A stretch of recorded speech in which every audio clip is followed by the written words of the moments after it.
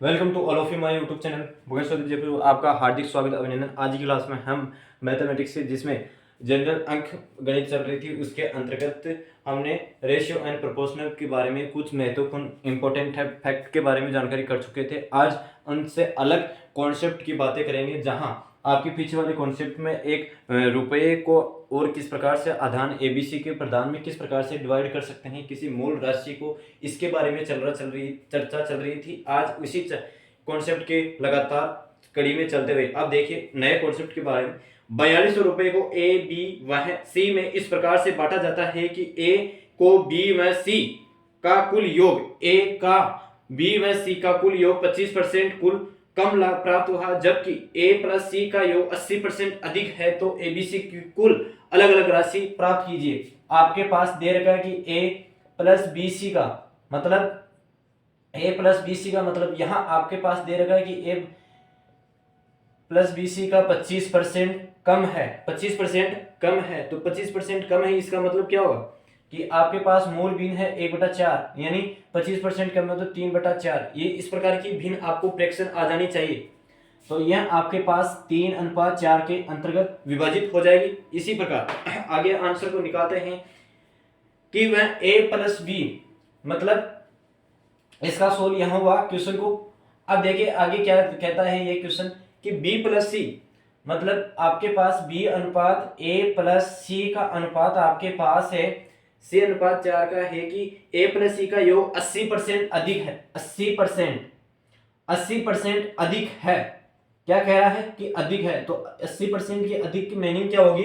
80% की फ्रैक्शन आपके पास क्या होगी? 4/5। तो इसके 80% अधिक है तो मूल बिंदु आपके पास हो जाएगी 9 और 5।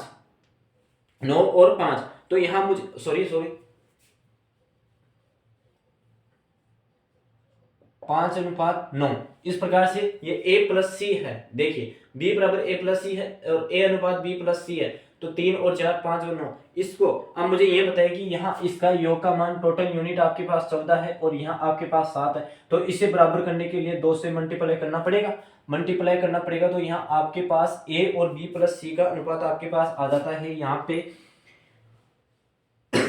a b और सी। यहाँ a b और c का अनुपात आपके पास 2 से गुणा करता है तो 6।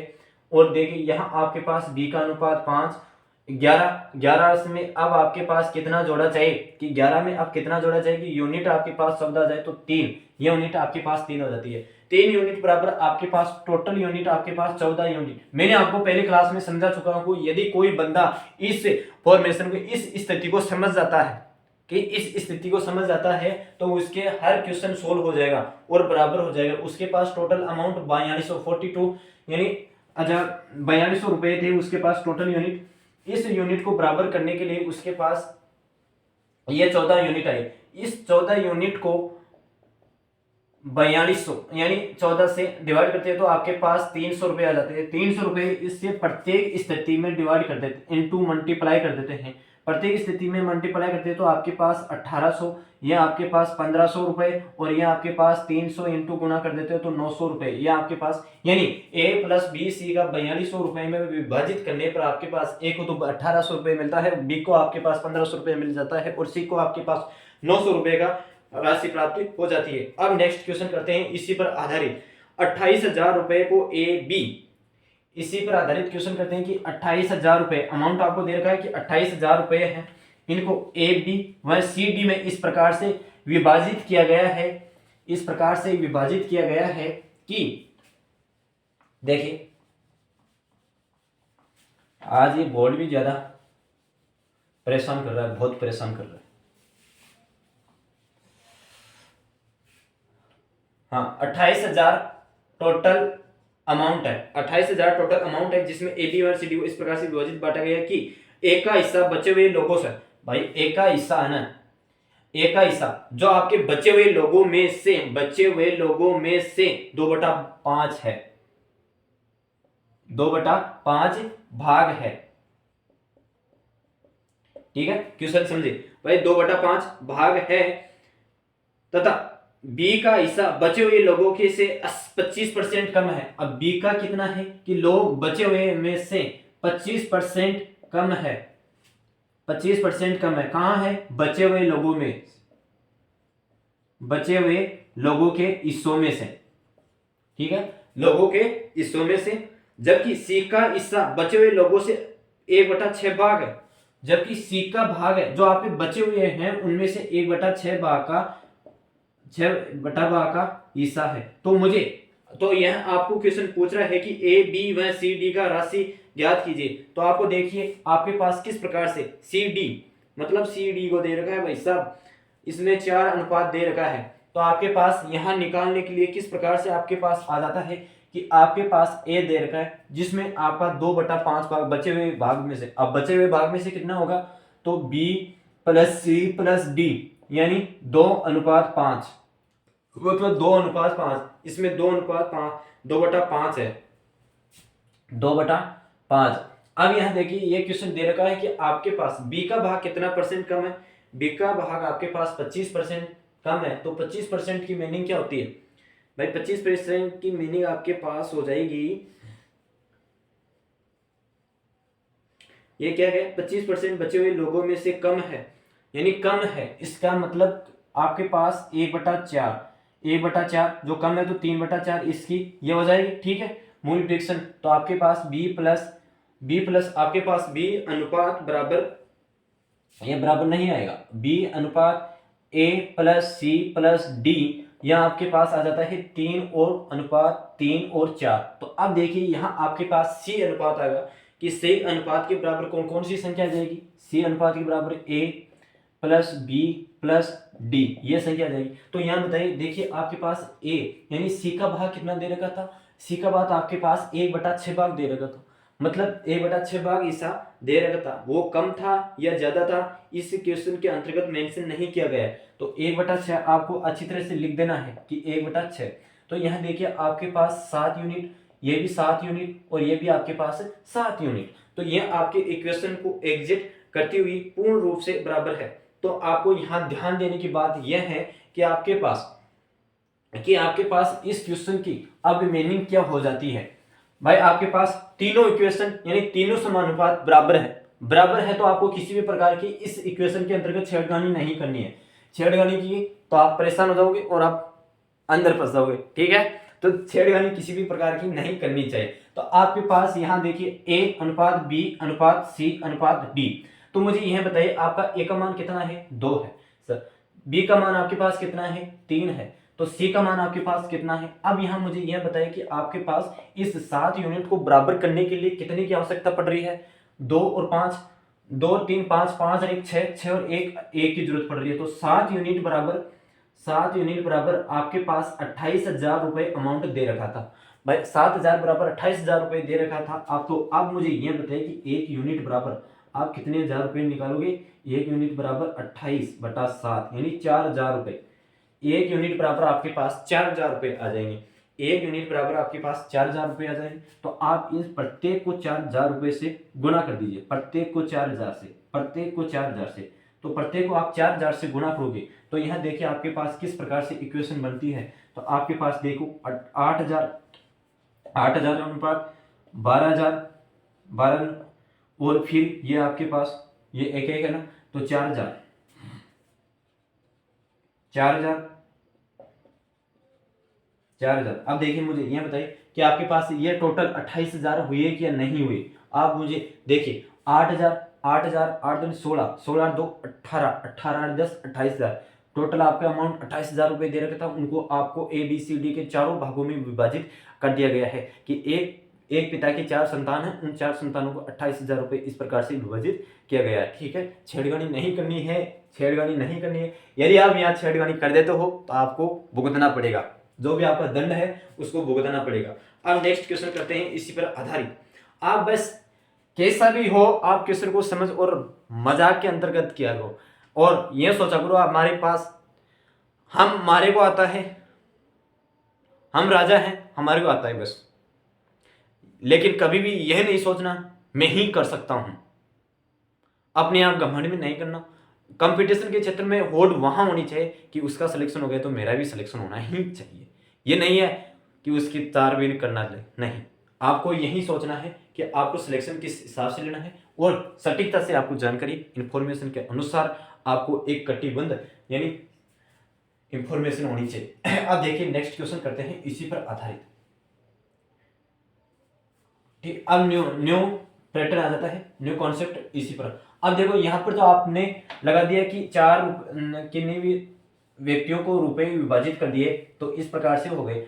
अब यदि यही क्वेश्चन आ जाता है कि आपके पास कुल खर्चा यानी कुल खर्चा, उस खर्चे में से आय और जो आपकी इनकम स्रोत होती है तो उस इनकम स्रोत को किस प्रकार से मैनेज करता है, यानी आपके पास जो आपको इनकम कमाई, उस इनकम से आप कितने हजार रुपए प्राप्त करते हैं और कितने हजार रुपए की वह डिवाइडेशन में करता है, यानी एक इनकम के स्रोत में वह कितने हजार रुपए तो कमा पाता है और कितने हजार रुपए का वह खर्चा कर पाता है और कितने हजार की वह सेविंग कर पाता है।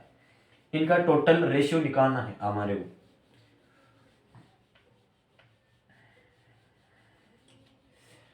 गलत इंक यूज हो गई, परेशान कर चुका आज तो थोड़ी सी आज दिक्कत रहेगी, कल इसका समाधान हो जाएगा, चलती क्लास में हो गया। हाँ देखिए, ए बी व सी की आय का अनुपात, ए बी व सी की आय का अनुपात, ए बी व सी की आय का अनुपात है आपके पास 3:4:7। ये किसका है? आय का अनुपात है, ठीक है, आय का अनुपात है। जबकि उनके खर्चे का अनुपात है, उनके खर्चे का अनुपात है आपके पास 3:4:5। अगर ए अपनी आय का 2400 रुपए में से 300 रुपए बचाता है, भाई ए है ना अपनी 2400 रुपए में से 2400 रुपए में से 400 रुपए कितना बचाता है? 400 बचाता है, 300 बचाता है, 300 रुपए,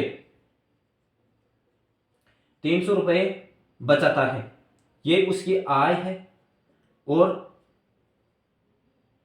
यह बचत करता है, ठीक है। तो वह खर्चा कितने का कर दिया? खर्चा उसने 2100 रुपए का खर्चा कर दिया, ठीक है। ये क्वेश्चन यहां समझ में आएगा, ये डेटा बहुत इंपॉर्टेंट है।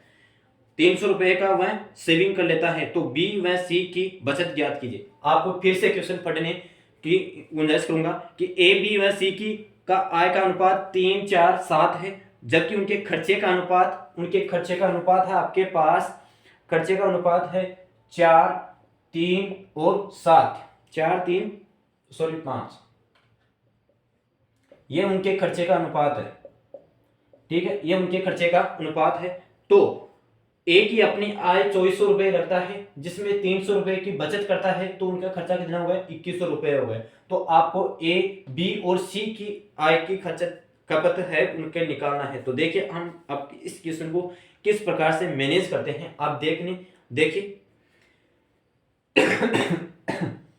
ए, बी और सी, आपके पास 3, 4 और 7।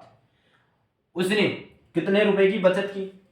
देखो उसने कितने रुपए की बचत की? आपके पास 300 रुपए की बचत की, ठीक है, 300 रुपए की बचत की उसने, तो आपके पास भाई 2400 रुपए उसके पास टोटल थे, भाई 2400 रुपए उसके पास टोटल थे, तो 2400 रुपए उसके पास थे, तो इसका कितना गुना हुआ? उसने 800 रुपए, ठीक है भाई, उसने 800 रुपए की कुल आय उसकी थी 2400 रुपए, इसकी कितनी गुनी है? 800 गुना। तो यही इसी प्रकार ये कंडीशन भी इसी प्रकार से चलेगी, क्योंकि आपको बी और सी की आय नहीं दे रखी थी, तो इसी प्रकार आप 800 से गुना कर दीजिए यहाँ पे, तो इसकी आय हो जाएगी आपके पास 3200 रुपये, और इसे भी 8 से गुना कर दे तो आपके पास हो जाती है 5600 रुपये, ठीक है, 5600 रुपये ये हो जाती है।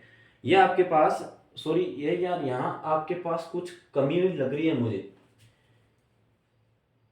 क्वेश्चन में मिस्टेक लग रही है, 4:7 है,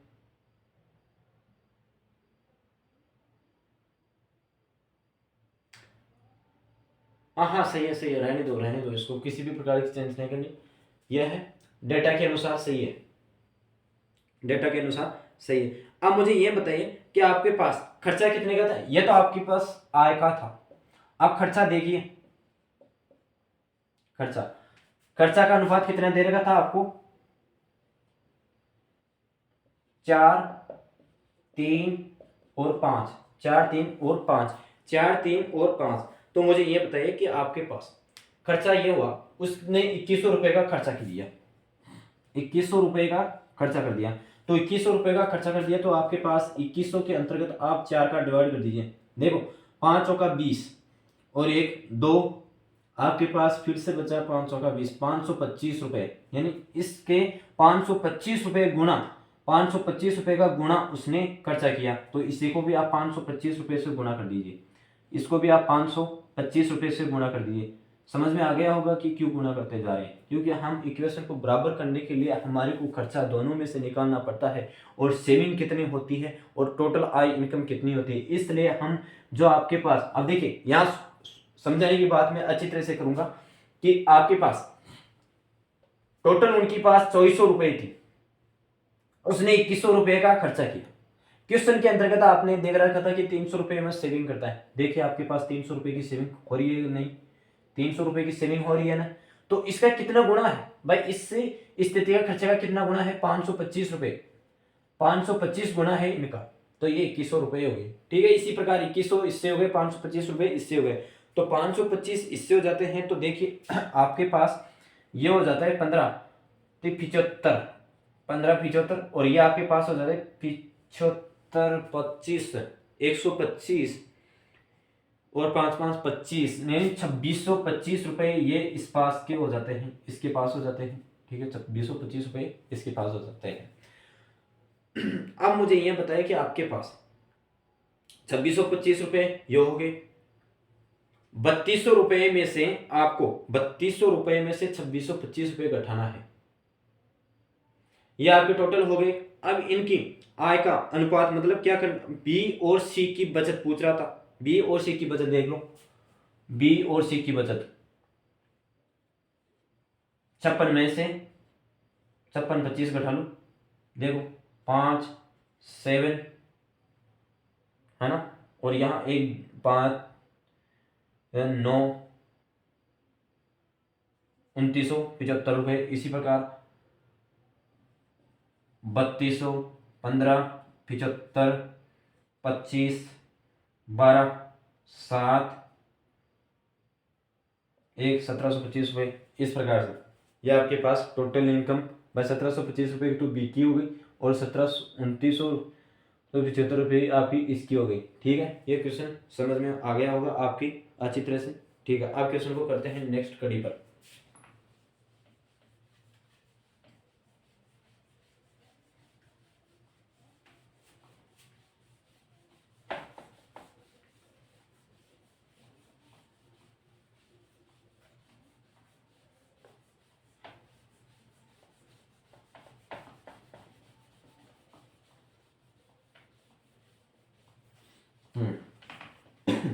अब देखिए A B, next question, A B की आय का अनुपात 7 और 7:4 है, और ए बी सी की खर्चा का अनुपात है 8:6:5, 8:6:5 है।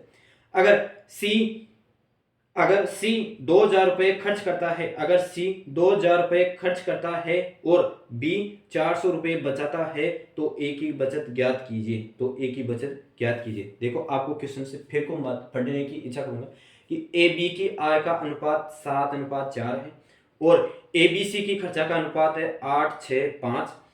अगर सी 2000 रुपये कमाता है, अगर सी 2000 रुपये खर्च करता है और बी 400 रुपये बचाता है, तो ए की बचत ज्ञात कीजिए।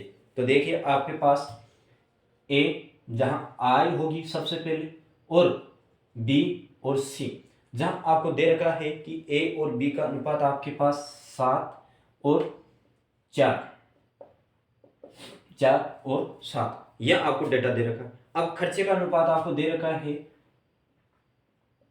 खर्चे का अनुपात आपको दे रखा है 8 8:6:5।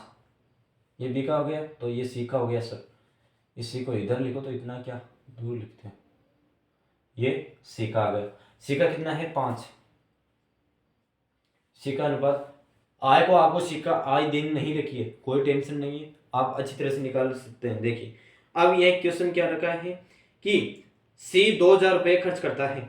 भाई सी है ना 2000 रुपये खर्च करता है, ठीक है सर। भाई 2000 रुपये खर्च करता है, ये 2000 रुपये खर्च करता है। भाई खर्चे के अंतर्गत ये आ गया, तो यहाँ देखो 400 गुना हो गया, तो इसी प्रकार इसका भी खर्चा निकल जाएगा।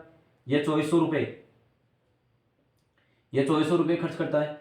इसी प्रकार इसका भी निकल जाएगा कि 400 रुपये ये 400 रुपये इसका है, तो 3200 रुपये ये खर्च करता है, 2400 रुपये ये खर्च करता है, 2000 रुपये ये खर्च करता है। मतलब इनका खर्चा तो ये निकल चुका। भाई इनका खर्चा तो निकल चुका। अब मुझे ये बताइए कि जो आपका ये कौन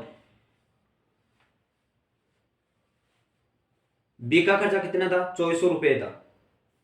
बी का खर्चा कितना था? 2400 रुपये था। क्वेश्चन में कहां से देंगे कि देखिए सी 2000 रुपये खर्च करता है, सी 2000 रुपये खर्च करता है,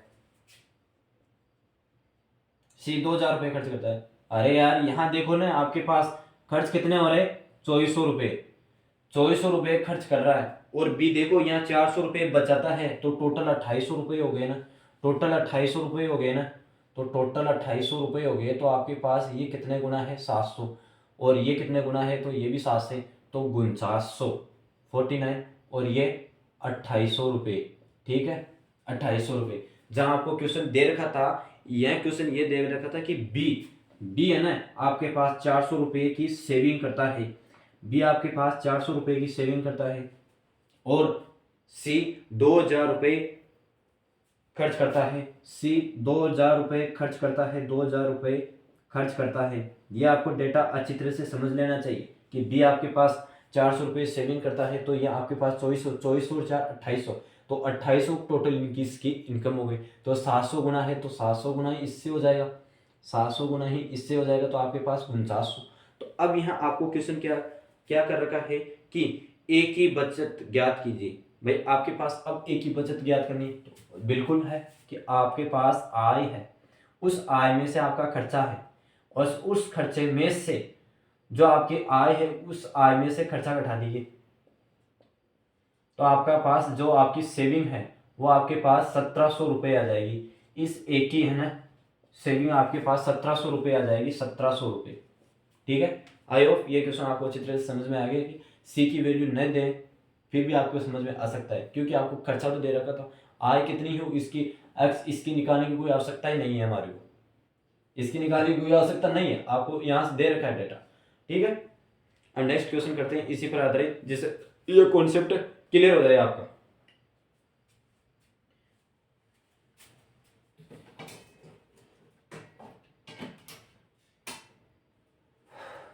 ये कॉन्सेप्ट क्लियर हो जाए। देखिए एक व्यक्ति 2 वर्षों की आय का अनुपात 2:3 है। देखो एक व्यक्ति है जिनकी 2 वर्षों का आय का अनुपात, अब 2 वर्ष है, कोई वेतन लेने वाला होगा, उसकी आय का अनुपात बता रहा है वो। भाई उस आय का अनुपात किस प्रकार से आपको दे रखा है, देखिए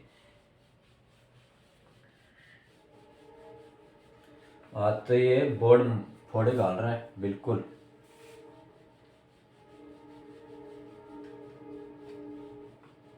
हाँ देखिए क्वेश्चन, नेक्स्ट क्वेश्चन।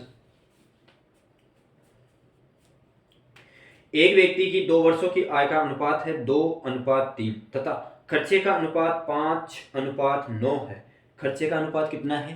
5:9 है। यदि व्यक्ति की दूसरी वर्ष में 45,000 रुपये हो, यदि व्यक्ति की दूसरी वर्ष में आय कितनी है? 35,000 रुपये है, सॉरी 45,000 रुपये है इनकम सैलरी, जिसमें पहले वर्ष की वेतन आय का 25,000 रुपये हो, तो दोनों वर्षों की बचत ज्ञात करनी है आपको, ठीक है। इस क्वेश्चन को समझते हैं और फिर से एक बार क्वेश्चन पढ़ने। एक व्यक्ति की 2 वर्षों की आय का अनुपात 2:3 है और तथा खर्चे का अनुपात 5:9 है। यदि व्यक्ति की दूसरी वर्ष में 45,000 रुपये हो, तो पहले वर्ष की वेतन आय 25,000 रुपये है, तो दोनों वर्षों की बचत ज्ञात कीजिए। तो आपके पास पहले वर्ष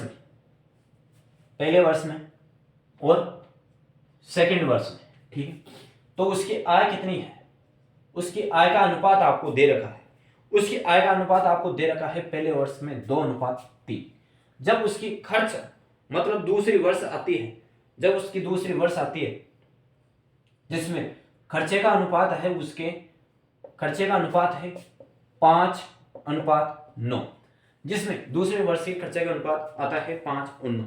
मुझे यह बताए, जब उसके दूसरे वर्ष में 45,000 रुपए हो, कि दूसरे वर्ष में उसके, यदि व्यक्ति की दूसरी वर्ष में 45,000 रुपए हो, खर्चे के अंतर्गत बता रहा है, और यदि उसकी दूसरी वर्ष में 45,000 रुपए इनकम हो, तो देखिए यहां आपके पास 45,000 रुपए उनकी इनकम हो, तो इसका कितना गुना हो गया, इसका 15,000 रुपये गुना 15,000 रुपये गुना हो गया। ठीक है, ये उसकी आय थी। कब थी, दूसरे वर्ष की वेतन। दूसरे वर्ष का वेतन उसके पास 45,000 रुपये था, क्वेश्चन में दे रखा। इस 3 का 15,000 गुना हो गया, तो हमको फर्स्ट यानी आपके प्रथम बार उसको कितने हजार रुपये मिले, 45, जो इससे 15,000 रुपये था गुना 15,000, तो उसके फर्स्ट ईयर में उससे 30,000 रुपये मिले। कितने मिले, 30,000 रुपये मिले। चलो सर कि उसको पहले वर्ष में तो 30,000 रुपये मिले, दूसरे में उसे 45,000 रुपये मिले। अब यह क्वेश्चन में दे रखा है कि दूसरे वर्ष में 45,000 रुपये मिले, पहले वर्ष की वेतन आय में 25,000 रुपये हो, तो पहले वर्ष की वेतन में आय में उसके पास खर्चे में 25,000 रुपये हो, 25,000 रुपये हो, तो देखिए यह कितना गुना है, यह 5,000 रुपये गुना है, कि 5,000 रुपये गुना है 25,000 रुपये इनकी आय का खर्चा था। तो देखिए इसी भी 5,000 रुपये, तो दूसरे वर्ष में उसने उस व्यक्ति ने कितने, देखो 45,000 हो गए, तो दूसरे वर्ष में तो उसने किसी भी प्रकार की शेष राशि नहीं बचा पाया, शेष राशि नहीं बचा पाया। तो यहाँ देखिए आपके पास कितने हजार पहले वर्ष में, देखो अब इस क्वेश्चन आपके पास डेटा मिल गए कि पहले वर्ष में उसके पास 30,000 रुपये थे, दूसरे वर्ष में उसके पास 45,000 रुपये थे। ठीक, जब उसके खर्चा बढ़ा तो पहले वर्ष के अंतर्गत उसके 5 गुना खर्चा था, तो 5 गुना खर्चा था तो 25,000 रुपये हो गए। 30 में से उसने 5,000 रुपये शेष कर लिया, 5,000 रुपये की शेष कर ली। कितने की कर ली, 5,000 रुपये की शेष कर ली, क्योंकि यहाँ देखिए 30,000 है और यहाँ 25,000, तो 5,000 रुपये की उसने शेष की। जब उसने 45,000 रुपये पहले वर्ष में, उसने दूसरे वर्ष में 45,000 रुपये किया। ठीक है सर, जब उसका खर्चा बढ़ा 9 गुना, तो उसने 9 गुना यानी 45,000, उसमें दूसरे वर्ष में उसने खर्चे का पूरा खर्चा कर दिया, उसके पास इन्वेस्टमेंट में नहीं बच पाया, तो उसके दोनों वर्ष की टोटल वर्ष में आपके पास 5,000 रुपये का शेष बच पाया टोटल। तो अब देखिए नेक्स्ट क्वेश्चन करते हैं इसी पर आधारित, जिसमें आपको किस प्रकार से क्वेश्चन को समझ में, आई होप कि ये क्वेश्चन आपको अच्छी तरह से समझ में आ गया होगा।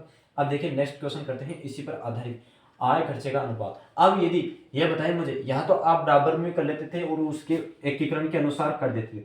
यदि आपके एकीकरण यानी बराबर इक्वेशन नहीं दिया जाए, तो आप उस क्वेश्चन को किस प्रकार से सोल्व कर सकते हैं, इस प्रकार के क्वेश्चन हम अब देखेंगे कि हम इस प्रकार के क्वेश्चन को किस प्रकार से देखते हैं। देखिए क्वेश्चन की डेटा पढ़ी, लैंग्वेज पढ़ी। एबीसी की आय का अनुपात, एबीसी का आय का अनुपात 4:5 है हो, उनके खर्चे का अनुपात 5:3 हो, अगर ए की अपनी आय 25% बचाता हो, भाई ए है जो 25% की वृद्धि यानी सेविंग बचाता हो, सेविंग करता हो 25% की बचाता हो, तो एबीसी की बचत ज्ञात कीजिए। तो यहाँ 25% का 1/4 हो गया। यह डेटा इस तरह के काम आएगा, देखिए काम आएगा। आप खाताड़ी ना करें, हाँ खाताड़ी ना करें। तो आपके पास आय है ए बी सी, इनकी आय का अनुपात कितना दे रखा था आपको, इनकी आय का अनुपात दे रखा था 4, 5 और 6। अब देखो यहाँ खर्चे का अनुपात दे रखा है, खर्चे का दे रखा है ना, हाँ खर्चे का अनुपात दे रखा है।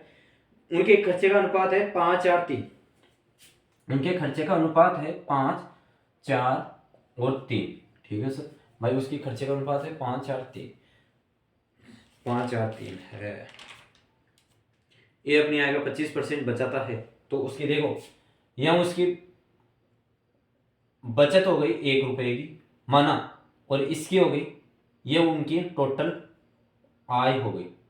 ये क्वेश्चन रहा ना भाई, इसकी यही रहा कि उसने बचत तो की 1 रुपये की, और उनकी टोटल, ये इसे मूल राशि बोला जाता है, मूल राशि बोला जाता है।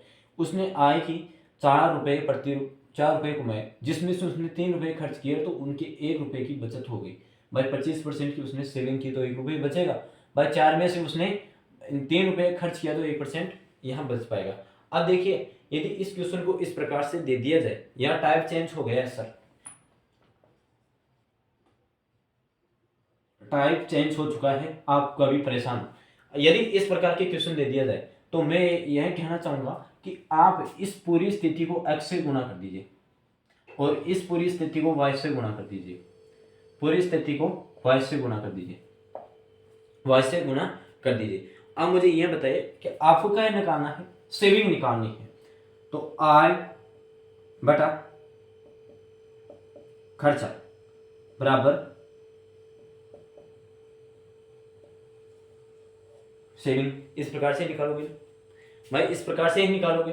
तो आपको देखिए, यहाँ आपके पास आय ये होगी और खर्चा आपके पास नीचे से आ जाएगा। जो आपका खर्चा किया था उस खर्चे से निकालना है। तो देखिए, यहाँ आप क्वेश्चन को करे हुए, तो आपके पास देखिए आय कितनी है। आप किसी एक चरण को, मतलब एक एक पद को उठाइए, किसी आप एक पद को उठाइए, एक पद को उठाइए, ठीक है। आप एक पद को उठा लेते हैं और 5y बराबर, अब देखिए यहाँ आपके पास टोटल आय कितनी थी, टोटल आपके पास 4 थी, ठीक है भाई, टोटल आपके पास आय 4 थी। खर्चा कितने किया भाई, बचाया तो 1 रुपये, तो खर्चा आपके पास उसने 3 रुपये खर्चा किया। क्यों किया, क्योंकि उसने 1 का 25% बचा रखा था। ये क्वेश्चन आपको दे रखा था। अब इस स्थिति को देखिए, यहाँ आपके पास ये कट जाता है कि बराबर संख्या होगी तो वह अक्सर कट जाएगी। तो देखिए, अब आपके पास x का मान 3x बराबर 5y, तो आपके पास x का मान आ जाता है 5 और y का मान आ जाता है 3। मैं यह अच्छी तरह से पहले से ही समझा चुका हूँ, यह क्वेश्चन मैं आपको पहले ही समझा चुका हूँ कि इस स्थिति को परसेंटेज की पहली वाली क्लास में, फर्स्ट वाली क्लास में आई थी। उस फर्स्ट क्लास में मैंने आपको बताया था कि यहाँ इस प्रकार की कंडीशन आ जाती तो इसका विपरीत गुणनफल हो जाता है। देखिए, x का मान ये आ जाएगा और y का मान ये हो जाएगा। यदि आप चैनल पर फर्स्ट बार हो तो पीछे वाली 2-3 क्लासेस बनी हुई है, उन क्लासों को आप लीजिए। आप क्या है कि फर्स्ट क्लास को अच्छी तरह से नहीं ले पाते हो, और कंटेंट यदि आप सीरीज को लगातार नहीं ले पाते हो तो आपको वो चीज़ें कम समझ में आती है। तो मेरा कहने का मतलब है, आप उस क्लास को लगातार लेते रहिए, जिससे लगातार लोगों कंटिन्यू रखोगी तो आपकी हर चीज़ कॉन्सेप्ट क्लियर हो जाएगी। अब ठीक है, यहाँ क्वेश्चन करते हैं। तो आपके पास x का मान 5 आ गया, y का मान 3 आ गया। तो ठीक है सर, भाई x का मान 5 आ गया, y का मान 3 आ गया।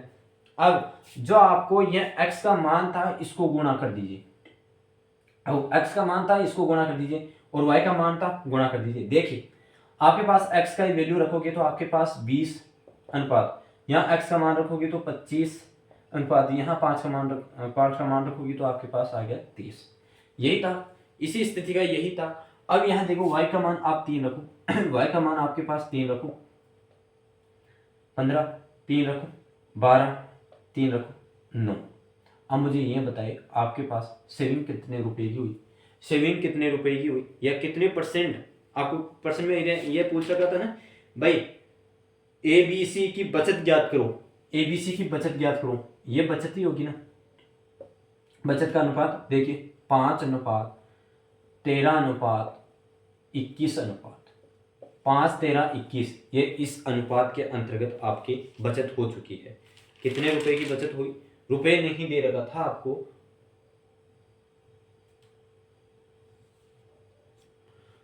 5 13 और 21, यह आपकी बचत हो चुकी है। बचत का अनुपात पूछ रहा था, क्या पूछ रहा था, बचत का अनुपात,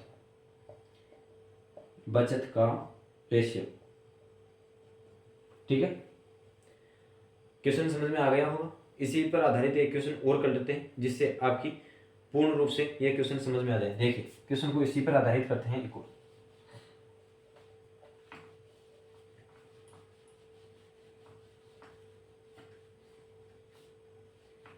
डेटा को अच्छी तरह से समझिए, डेटा को आप अच्छी तरह से समझ जाओगे तो आपकी हर चीज क्लियर हो जाएगी। यदि डेटा को नहीं समझोगे तो किस प्रकार से होगा।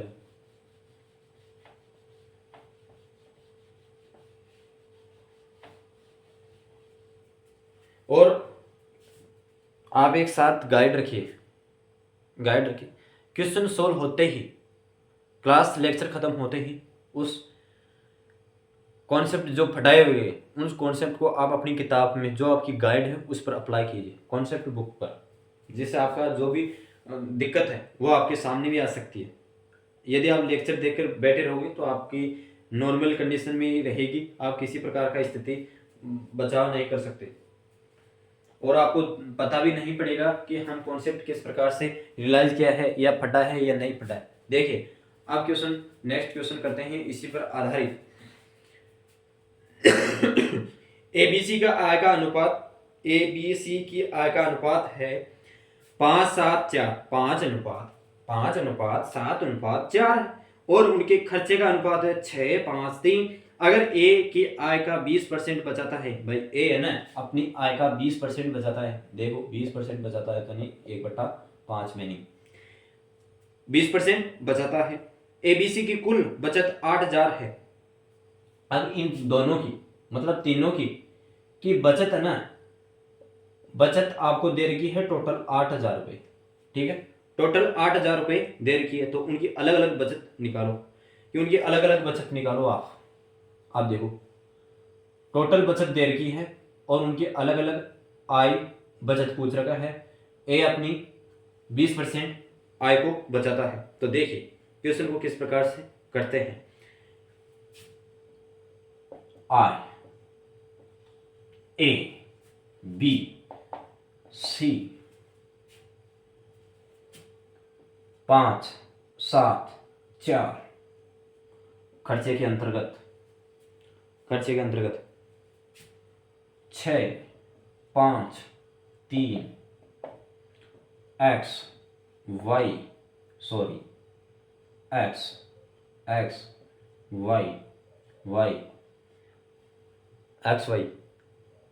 महत्वपूर्ण चीज़ है। एक्स वाई मानेंगे मैथ में तो और काम खल्लास। हमारे जिहान में यही बसा हुआ है, मैथ है माना कि मान लो और हमारे लिए हमारे पास मानने के लिए और कोई शब्द है भी नहीं, एक्स वाई ही मानते हैं। ज्यादा तो करें तो जेड और चला जाता है, इनके अलावा कोई शब्द ऐसा है ही नहीं जो हम कोई भी संख्या मान लेते हैं और एक्स वाई जेड से हमारा क्वेश्चन सोल्व हो जाता है, एक्स वाई जेड से ही हमारा क्वेश्चन सोल्व हो जाता है, जबकि और किसी शब्द का वो हम मानते ही नहीं। क्या पता कि ए बी सी माने, क्या पता कि इक्वेशन लंबी हो जाती है या कैलकुलेशन लंबी हो जाती है, खासकर एक्स वाई जेड मान लो क्वेश्चन सोल्व हो जाएगा। अगर क्वेश्चन फंस गया एक्स वाई जेड मान लो क्वेश्चन सोल्व हो जाएगा। अब देखिए यहाँ आपको निकालना है और किस प्रकार से इस क्वेश्चन को सोल्व किया गया है उसको आप समझने की प्रयास कीजिए। मजाक एक साइड होती है, थोड़ी कॉमेडी भी होनी चाहिए मैथ के अंतर्गत, ऐसा ही बोरिंग चलती रहे तो क्या करें इसका। हाँ 5x और 6y। अब मुझे ये बताइए आपके पास 20% की वर्दी था, भाई 20% की उसने बचाता है, भाई ठीक है भाई वो 20% बचा रहा है तो उसकी मूल भी मतलब कितनी थी, 20% उसने बचाया, भाई उसकी आय कितने रुपए थी, 1 रुपये बचाया, कि उसकी टोटल आय 5 रुपये थी, 5 रुपये थी आय, है ना, उसने 4 रुपये खर्च किया तो उसने क्या करा, उसने खर्च किया 4 रुपये तो उसकी आय में मतलब जो शेष बचा वो 1 रुपये बचा। ठीक है, यहाँ समझ में आ गया होगा आपके पास ये क्वेश्चन। तो आप इस क्वेश्चन को यहाँ काट सकते हो क्वेश्चन को। अब देखो यहाँ आपके पास 3 2 से कट गया है, ये 2 भाई आपके पास 3 और 2 से कट जाता है तो आपके पास ये देखिए क्वेश्चन किस प्रकार से सोल्व हो जाता है। तो आपके x का मान क्या आ जाएगा, सोल्व डायरेक्ट करो, x का मान आपके पास क्या आ जाएगा 3 आ जाएगा, y का मान आपके पास कितना आ जाएगा 2 आ जाएगा। ये क्वेश्चन भी दे रखा था ना भाई, यही क्वेश्चन आपको दे रखा था भाई, यही क्वेश्चन आपको दे रखा था। अब देखिए यहाँ x का मान और y का मान आप रखोगे तो आपके पास देख डायरेक्ट की पहले क्वेश्चन का जितने आप इक्वेशन में फंसोगे भाई, जितनी कैलकुलेशन करोगे उसमें ज्यादा फंसोगे। अब देखिए डायरेक्ट माइंड में देखिए x का मान यहाँ रखोगे तो आपके पास 15 आ जाएगा, ठीक है सर भाई, x का मान यहाँ रखोगे तो 21 आ जाएगा, फिर x का मान यहाँ रखोगे तो 8 आ जाएगा, ठीक है। अब देखिए y का मान यहाँ रखोगे तो 12 हो जाएगा और यहाँ रखोगे तो 10 हो जाएगा और यहाँ रखोगे तो आपके पास 6 आ जाएगा। अब आपको क्या करना है, ये आपका खर्चा कट गया, अब ए बी सी का खर्चा निकालना है, टोटल इनमें से निकालनी है कि कितने आय का इनकम सोर्स उसके पास बचत रहा होगा, तो उनके पास बचत रहा है वो देखिए कितना आता है, उसकी बचत का अनुपात, उसकी बचत का अनुपात है 15 में से 12 गया तो 3 अनुपात ये बचा, 21 में से 10 गया तो उसके पास 11 बचत ये हो गई बी की। सी की बचत देखो उसके पास 2 हो गई, ठीक है, ये उसकी बचत का अनुपात था। अब आपको दे रखा था कि एबीसी की बचत टोटल 8,000 रुपये है, कि एबीसी की टोटल आपके पास 8,000 रुपये है। तो यहाँ देखिए आपके पास कितने हो गई, ये 14, 13, 13, 16, 16, ये यूनिट कितनी होनी चाहिए,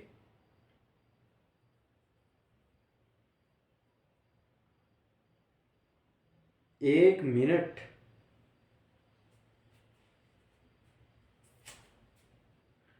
आपको 15, 21, 15, 21, 12,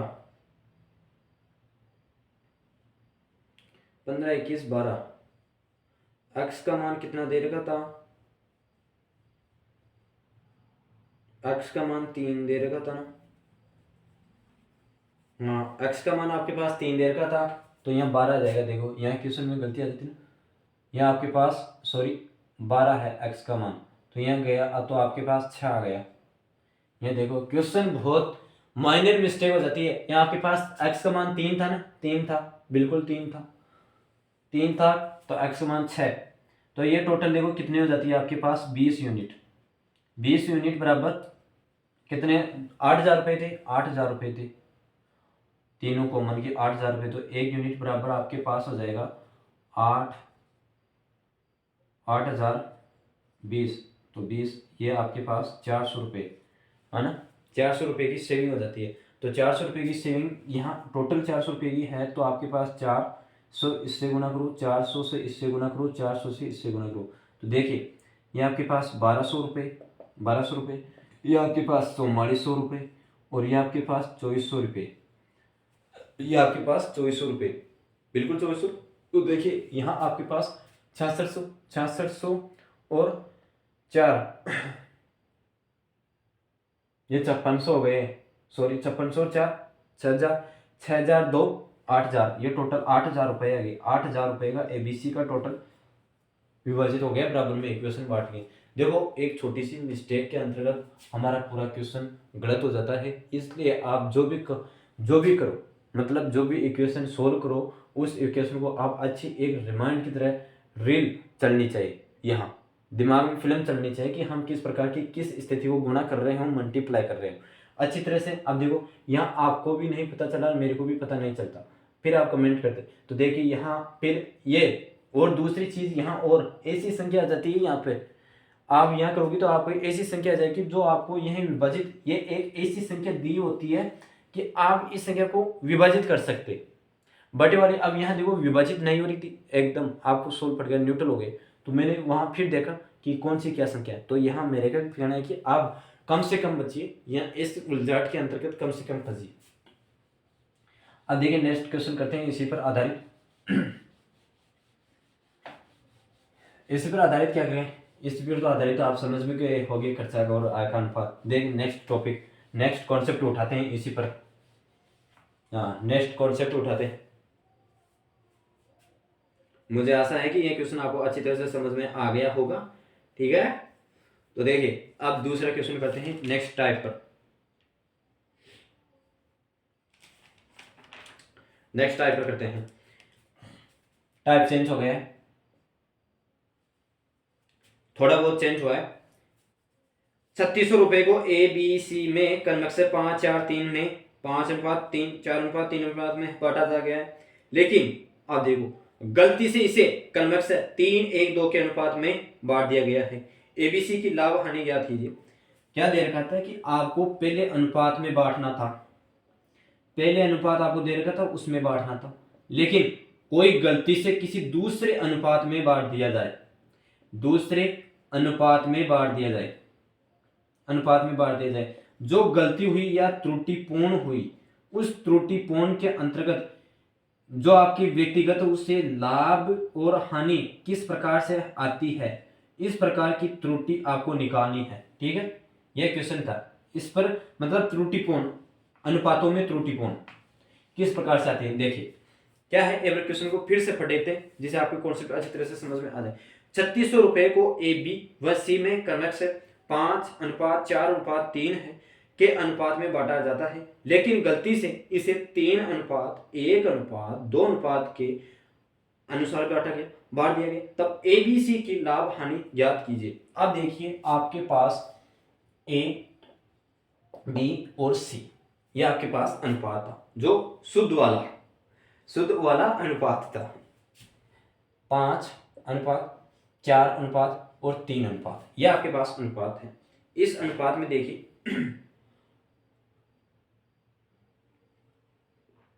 कितने रुपए को बांटना था, 3600 रुपए को। 3600 रुपए अमाउंट 3600 रुपए। अब देखिए यहां अनुपात देखिए कितना आ गया, 7 और 12। टोटल यूनिट आपके पास 12 यूनिट है।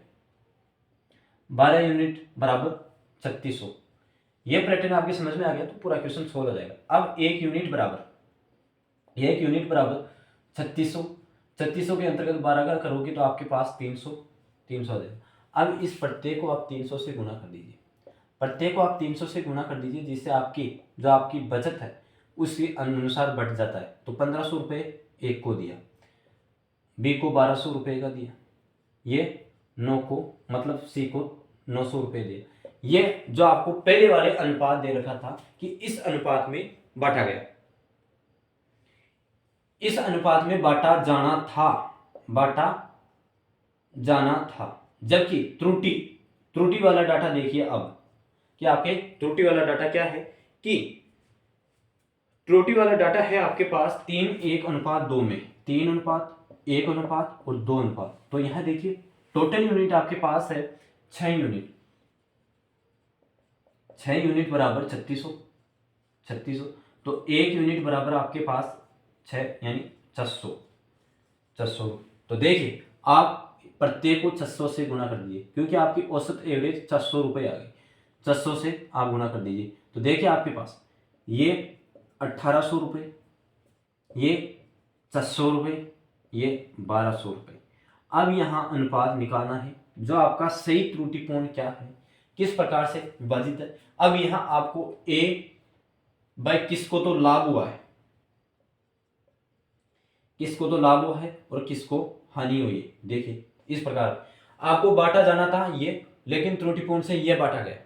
देखिए आप 1500 रुपये बांटना था, लेकिन त्रुटिपूर्ण उसके 1800 रुपये, मतलब यहाँ आपके पास लाभ हुआ। अब यहाँ देखिए 1200 रुपये में यहाँ बांटा गया था, सही बात है। जब उसे इस प्रकार से गया कि बांटा गया तो उससे 600 रुपये यानी उसको नुकसान हो गया। ठीक है सर। अब यह देखिए 900 रुपये भाई, 900 रुपये ये है, उसे 900 रुपये बांटना था, लेकिन उसको 900 रुपये बांटना था। जब उसे 600 रुपये यानी इस स्थिति में उसे 600 रुपये यानी क्या हुआ, उसको बेनिफिट हुआ। 600 रुपये बांटना था, 900 से 1200 यानी उसको भी बेनिफिट हुआ, लेकिन यही इसको कमी यानी हानि हुई। इस स्थिति को बी को हानि हुई, जबकि इनको लाभ हुआ। आई होप कि यह क्वेश्चन आपको अच्छी तरह से समझ में आ गया होगा। इसी पर आधारित एक नेक्स्ट प्रश्न करते हैं जिससे आपको अच्छी तरह से समझ में आ जाए।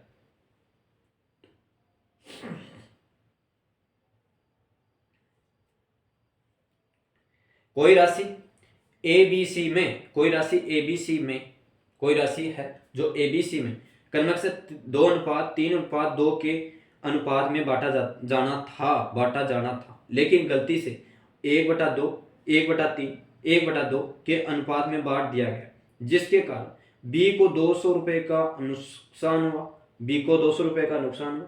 कुल एबीसी को कितने रुपए बांटे जाने था, यह क्वेश्चन आपका।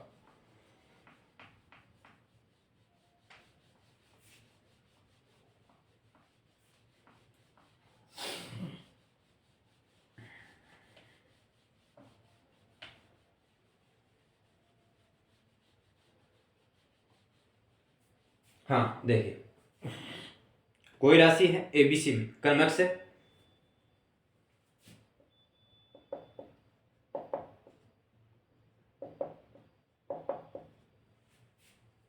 2:3:2 में बांटा जाना था, लेकिन गलती से 1/2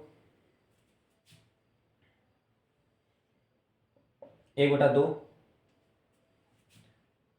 1/3, 1/2 इस प्रकार भी बांट दिया गया, जिसके कारण बी को 200 रुपये का नुकसान हो जाता है। जिसके कारण बी को कितने रुपए का नुकसान हो जाता है? 200 रुपये का। देखो अब मुझे यह बताइए कि आपके पास इस संख्या को हम किस प्रकार से लिख सकते हैं। इस संख्या का आपको एलसीएम लेना है। इन संख्या का एलसीएम देखो तो आपके पास 6 आ जाएगा, 6 एलसीएम आ जाएगा। तो 6 एलसीएम को आप काटते रहिए, काटते रहिए, काटते रहिए, तो आपके पास ये कट के आपके पास आ जाएगी 3:2 और 6।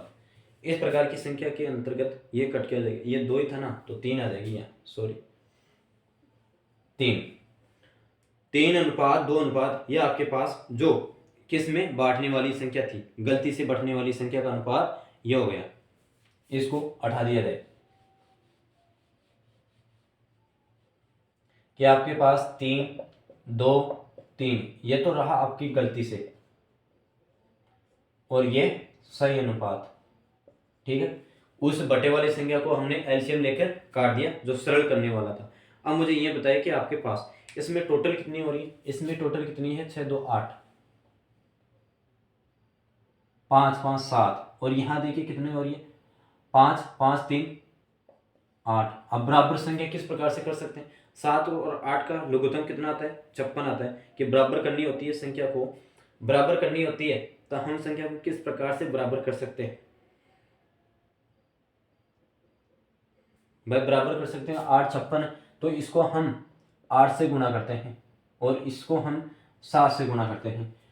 इसको हम 7 से गुना करते हैं, इसको हम 8 से गुना करते हैं, जिससे ये संख्या बराबर। अब देखो 8 से हम गुना करते हैं तो आपके पास 16, 8 से गुना करते हैं तो 24, और इससे गुना करते हैं तो 16। अब देखो 7 से इससे गुना करते हैं तो 21, और इससे गुना करते हैं तो 14, फिर इससे गुना करते हैं तो आपके पास 21।